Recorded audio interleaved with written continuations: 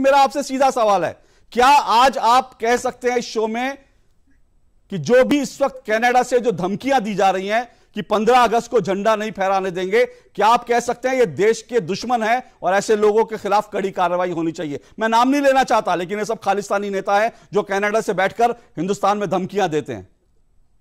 देखिए, पहले बात तो मैं इस बात का भी जवाब दूंगा। अभी गुरु प्रकाश जी ने कहा कि ये आंदोलन बिल्कुल ऑर्गेनाइज नहीं है, पूरे संसार ने इसकी एक ऑथेंटिसिटी दी है। इससे बढ़िया, इससे डिसिप्लिन आंदोलन आज तक नहीं हुआ। और अभी सर वो 26 जनवरी को देखा था सर, अभी मैं आपसे पूछ रहा हूं सर, वो 26 जनवरी मैं अभी आपसे पूछ रहा हूं 15 अगस्त को लेकर के, मैं सर देश के आजादी का दिन पूछ रहा हूं सर। मैं उसी बात का, हाँ बताइए। मुझे बोलने ही नहीं सर, इतनी बातें होती है, उन बातों का भी जवाब देना बड़ा जरूरी है। अभी यूएस के फॉरेन मिनिस्टर आए थे, उन्होंने कहा कि सिविल सोसाइटी की आवाज सुनना बहुत जरूरी है।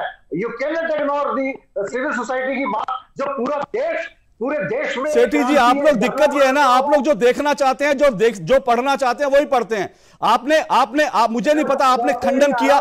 सेठी जी सुनिए ना, मुझे नहीं पता आपने खंडन किया नहीं किया, लेकिन यही जो संसद है, जो योगेंद्र यादव की संसद है, जो टिकैत की संसद है, जो चढ़ूनी की संसद है, जो हन्नान मौला की संसद है, उसी संसद में सर सुनिए, उसी संसद में पहले दिन सर सुनिए, उसी संसद में पहले दिन एक महिला पत्रकार को भद्दी अश्लील गालियां दी गई थी, और जब एक पुरुष पत्रकार उस महिला पत्रकार को बचाने आया तो इसी योगेंद्र यादव की संसद जो जंतर मंतर पे बैठी है, इसी टिकैत की संसद और इसी चढ़ूली की संसद में उस पुरुष पत्रकार पे जो महिला पत्रकार को बचाने आया था, उसके सर पर लाठी से प्रहार हुआ था। उसके खून से सने हुए हाथ हम सबने देखे थे, और उस पत्रकार ने कहा था अगर मैं अपने हाथ से नहीं रोकता तो मेरा सर फट जाता। ये आंदोलन है जिसको आप कह रहे हैं कि बड़ा डिसिप्लिन आंदोलन है। अगर महिलाओं को, सर मेरी बात सुनिए ना, अगर महिला पत्रकारों को भद्दी भद्दी गालियां देना डिसिप्लिन है, तो मैं चाहता हूं कि भगवान ना करे ऐसा डिसिप्लिन इस देश में कहीं पर भी हो, इस दुनिया में कहीं पर भी हो।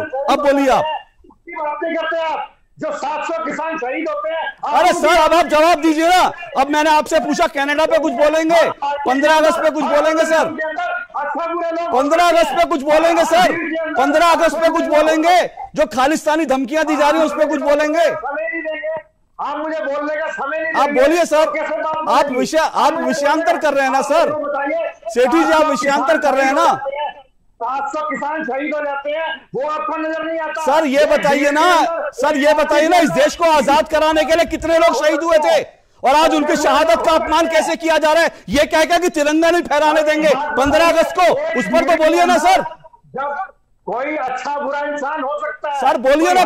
सर अच्छा, सर मैं आपसे पूछ रहा हूं कनाडा से जो धमकियां दी जा रही हैं स्वतंत्रता दिवस पर, उस पर बोलिए ना कुछ। सेठी जी मैं आपसे निवेदन करता हूं कि जरा उस पर भी बोलिए कि आपकी आवाज कनाडा तक पहुंचनी चाहिए कि हम सिख जो हैं, इस देश के सिख हैं हम, और हम नहीं चाहते जो कनाडा से धमकियां दी जा रही ना किसानों के नाम पर, आपको खड़े होकर बोलना चाहिए। मुझे इस बात पे आपत्ति है कि आज तक मैंने एक किसान नेता को यह नहीं देखा कहते हुए जिसने यह कहा हो कि हम खालिस्तानियों के आंदोलन का कतई समर्थन नहीं करते। एक बार तो मंच से कहते सर, एक बार मंच से कहते। मैसेजिंग बहुत जरूरी होती है सर। आपने अमेरिका के विदेश मंत्री का बयान पकड़ लिया, लेकिन कनाडा से जो रोज बयान हो रहा है उस पर आपकी कोई टिप्पणी नहीं होती। मेरे को बोलने नहीं देंगे, आप खुद ही बोली जाएंगे। बोलिए सर, आप बोलिए, मैं आपको फिर मौका देता हूं, बोलिए। ये जो धमकी आई है 15 अगस्त पे, आप क्या कहेंगे?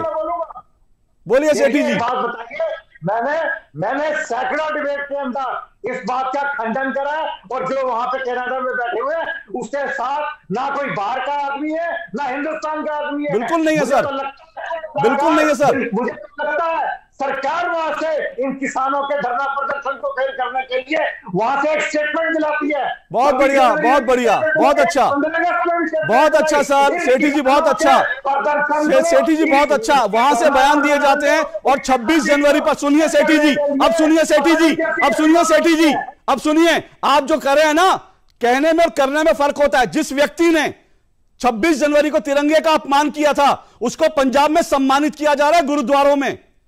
कोई नहीं चाहता कि इस तरह की चीजों, कोई सिख, कोई सच्चा सिख ये बर्दाश्त नहीं करेगा, लेकिन उसके विरोध में नहीं बोलता कोई। आपको पता है बोलिए कृष्णवीर जी, कृष्णवीर जी, आप कृष्णवीर जी आपने पहले भी कहा था कि मैंने आंदोलन का विरोध किया तो आपको पाकिस्तान से धमकी दी गई। क्यों धमकी दी गई थी? क्या धमकी दी गई थी? जो सरकार है मुझे धमकियां देने के लिए पाकिस्तान से दो फोन आते हैं। अरे सेठी जी, शेर का बच्चा है, एमएस बिट्टा इस देश के अंदर, वो बोलता है, आप क्यों नहीं बोलते? आपके अंदर देशभक्ति इतनी क्यों नहीं जागती? सर देशभक्ति पे किसी उंगली मत उठाइए कृष्णवीर जी, मेरा निवेदन है। सभी देशभक्त हैं यहाँ, मैं इस पे किसी पे उंगली नहीं उठाना चाहता।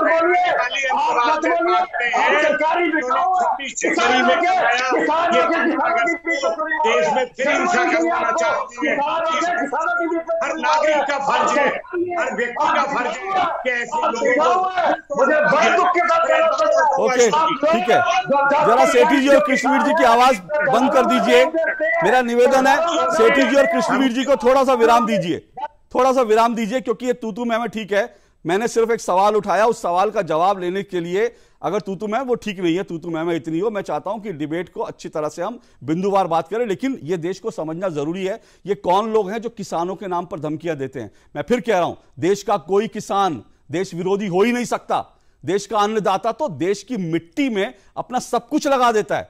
देश का कोई किसान नहीं हो सकता। यहां बैठा कोई नेता, किसी नेता की देशभक्ति पे सवाल उठाना गलत है ना। कोई देश में कोई व्यक्ति, मैं किसी पे नहीं कहता कि कोई देश के खिलाफ, लेकिन सवाल यह जरूर उठता है कि जो देश के खिलाफ बोलते हैं उनको मुंह तोड़ जवाब भी मिलना चाहिए, और हर क्वार्टर से मिलना चाहिए, हर जगह से मिलना चाहिए। हम अगर संसद के बाहर एक दूसरे के कपड़े फाड़ने के लिए तैयार हो जाते हैं, संसद के भीतर एक दूसरे के ऊपर मुक्के चलाने के लिए तैयार हो जाते हैं, तो कम से कम यह भी सोचिए कि जो लोग देश पर हमला करने वाले हैं, देश के खिलाफ बोलने वाले हैं, उनको भी हम सब कलेक्टिव रूप से जवाब दें, और ऐसा मुंह तोड़ जवाब दें कि अगली बार वो बोलने की हिम्मत ना करें। मेरा सिर्फ इतना पॉइंट था, मैं इससे ज्यादा नहीं इस डिबेट में जाना चाहता, क्योंकि मेरा मुद्दा